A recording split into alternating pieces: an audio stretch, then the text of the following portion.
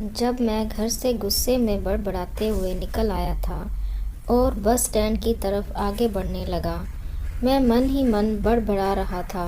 पता नहीं कितने पैसे छुपा के रखे हैं, लेकिन मेरे लिए एक बाइक नहीं ले सकते। अब मैं यहाँ से चला जाऊँगा और तब तक वापस नहीं आऊँगा जब तक मैं खुद के पैसों से बाइक नहीं खरीद लेता। इतना सोच ही रहा था, तभी मेरे पैर में मुझे कुछ चुभने का एहसास हुआ। नीचे देखा तो समझ आया कि जल्दबाजी में पापा के जूते पहन आया हूँ। उन जूतों में कील उभरी हुई थी, जो मेरे पैर में बार बार घाव किए जा रही थी।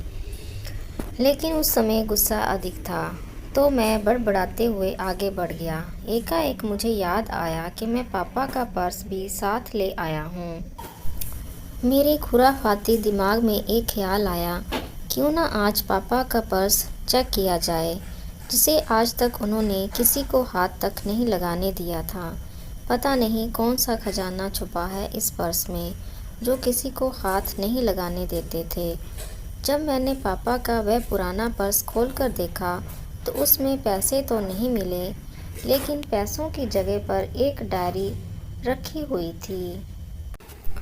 तब मैंने सोचा, ओहो, तो यहाँ खजाना छुपा रखा है। मैं समझ रहा था कि यहाँ पापा ने लिखा होगा कि किससे कितने पैसे लेने हैं और किसको कितने पैसे दिए हैं, लेकिन मैं गलत था। जब मैंने उस छोटी सी डायरी का पहला पेज खोलकर देखा तो वहाँ पर जो लिखा था वह थोड़ा सीरियस कर देने वाला था। डायरी में जो लिखा था उसे पढ़ने के बाद मेरे चेहरे पर जो एक्सप्रेशन थे वह गायब हो चुके थे, क्योंकि डायरी में वैसा कुछ नहीं था जैसा मैं सोच रहा था। वहाँ पर उन पैसों का हिसाब लिखा हुआ था जो अलग अलग कामों के लिए अलग अलग लोगों से उधार लिए गए थे। उस लिस्ट में कंप्यूटर के नाम पर भी पैसे लिए गए थे। कुछ यूँ लिखा था, 50,000 बेटे के कंप्यूटर के लिए। ये वही कंप्यूटर था जिसे मैं आज तक यूज़ कर रहा हूँ, लेकिन मुझे ये पता नहीं था उस कंप्यूटर को ख़रीदने के लिए पैसे कहाँ से आए थे। लेकिन आज पता चल रहा था। मुझे आज भी याद है जब मैंने पहली बार कैमरे के लिए ज़िद की थी, जो मेरे पापा ने मुझे 2 हफ्ते बाद मेरे बर्थडे पर लाकर दिया था, जिसे देखकर मैं बहुत खुश हुआ था। और मुझे खुश देखकर मुझसे कहीं ज़्यादा अगर कोई खुश था तो वह थे पापा। अब मेरे चेहरे से गुस्सा एकदम गायब हो चुका था। जब मैंने आगे का पन्ना पलटा तो वहाँ पर कुछ विशेष इच्छाएं लिखी हुई थी।